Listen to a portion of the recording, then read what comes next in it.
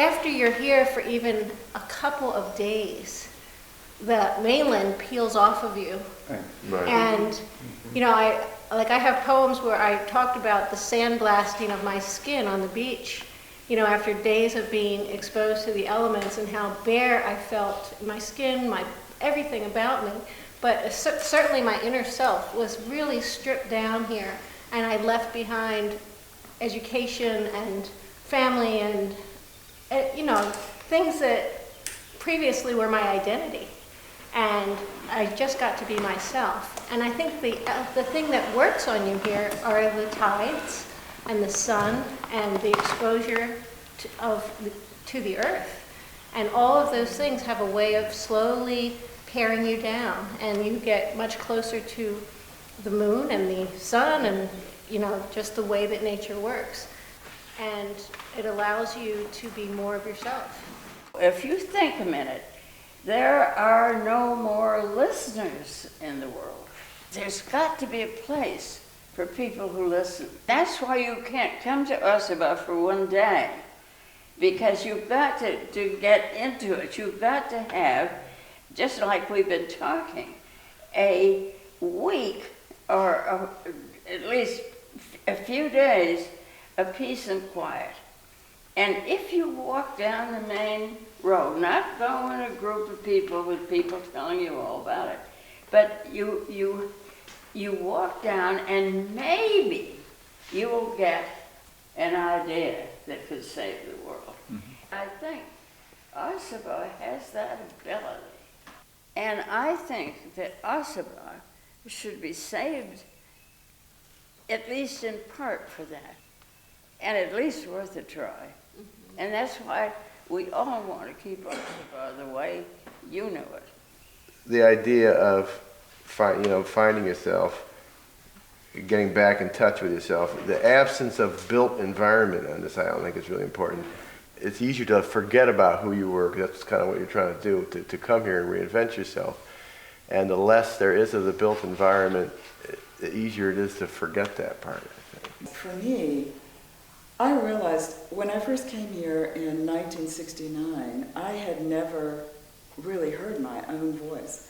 I had been living with my family, with a roommate, with my husband, and so for the first time, I really had a chance to just let all those identities as a daughter, a friend, a wife, just sort of fall away and experience the silence within my own heart or within my mind. And from that, a whole different kind of authenticity arose in me as a human being and as an artist.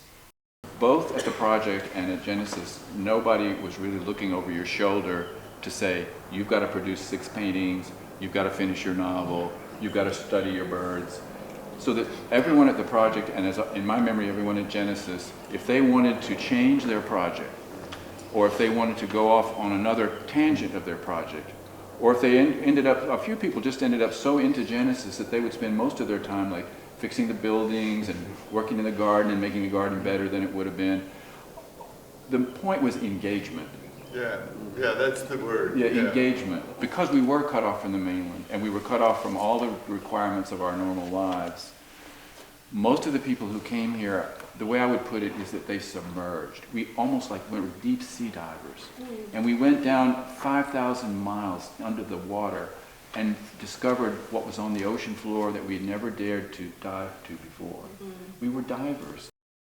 So when I think about, how is Genesis different?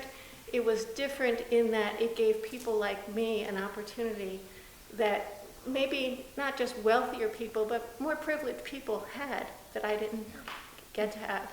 And so as you plan for who else gets to do this, I would hope that that would be a major focus, is that you're letting people come here to discover their humanness, and that's not class-based, it's not opportunity-based in terms of money or anything like that. The island is the thing we've all listened and bowed to, and that's why in many ways these people are the way they are. And smallness, uniqueness is lost over there. I mean, nobody has time to do anything. Technology as an obsession is very young, which I think is the dangerous part of it. I think if I invented the computer, I wouldn't pay any attention to what it was going to do in the future. I'd go and think I was so smart that I wanted to invent something else. And I think that's what's happening. And I don't want people to turn into machines. I think stripping away that mainland is an important idea. And in the future, people will tell you they need their connections when they come here. They don't need them. Don't need them. You allow people to come here, probably in limited numbers at a time, and you give them what they need to stay here, and then you leave them alone. And give them an out. Because I feel like that's what you, in a way, that's what you did. You know, you gave us the opportunity to be here and live here for a while, but you pretty much left us alone, and then things happened. I can remember arriving and hurrying to get to the Willows Causeway and looking out, oh, I'm so glad I'm here, and look how beautiful it is. 3 weeks later, you go back to that causeway, and the quality of your seeing is changed dramatically. It's like the culture and just increasingly demands that you not stand still. That is exactly what our culture is telling us, never stand still. And that's why these programs are so critical, because if you don't stand still, you cannot hear yourself. And if you can't hear yourself, you can't speak with any kind of authentic voice, whether you're a painter, a writer, a scientist, whatever. So it's not just about the individual experience of getting to that core within the self, but it's what is created out of that truth that then comes back into the world that is so potent and really important for the world to have. To me, the human connection is equally as important as the island connection, and there was something that the island's kind of a catalyst to help the human connection grow, and I think a lot of it had to do with Genesis. This is one difference I saw between here and the main house in Genesis. Was there, I mean, you were in a much little tighter group. You had to work together, and you were expected by the other people to provide for some of their needs. It means that you have to consider very carefully the mix of people who are here at any one time, because we all learned from each other. I learned geology from Michael in a way that has stood me in good stead my whole life. And I learned something about the natural world from everyone else here who was in the project at the same time I was. And we all helped each other. It would not have been the same experience had they come here alone. It was being thrown together with people of various backgrounds, various disciplines, but everybody intently focused on a project, and coming together and having to live together, having to negotiate, and realizing that we were all interdependent on each other. And that group experience as well, that was really an important component. It was a social exploration as well as a physical landscape exploration.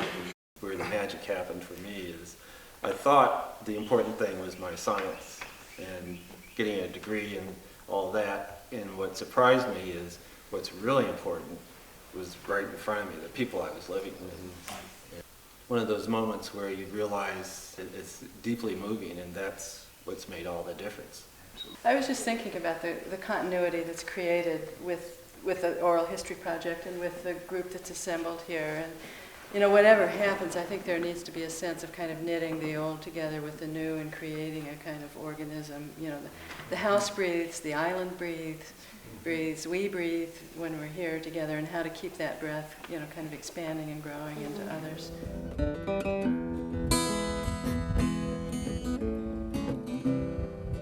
If you want to know what happens when both strength and grace are one, just hug the hugeness of an oak, caress its furrowed form. Mist and moonlight wander through the old man's beard like ghosts, an unreal sight like a frosty night, when ice crystals the palm trees boast.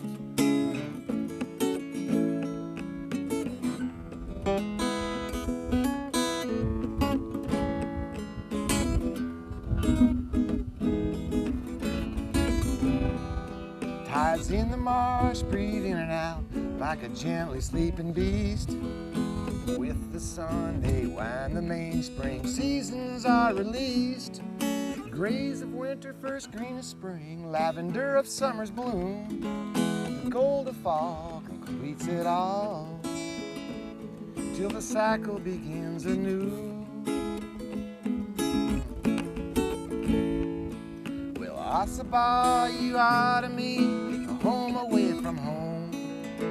When I run beneath your trees, I know a joy I've seldom known. And when the sun sets across your marsh, my soul, it knows pure peace. May we always feel your sandy breast, soft and warm beneath our feet.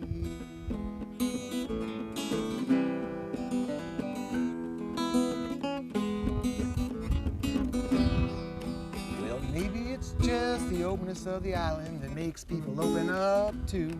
But I made more friends that I can call close than 16 years of school. My favorite time is the quiet of the evening when they're holding hands in summertime grace. Not a word is spoken or the silence broken, yet there's something nice in everyone's face. Ossabaw, you ought to meet home away from home. When I run beneath your trees, I know a joy I've seldom known. And when the sun sets across your marsh, my soul, it knows pure peace. May we always feel your sandy breast, soft and warm beneath our feet. May we always feel your sandy breast, soft and warm beneath our feet.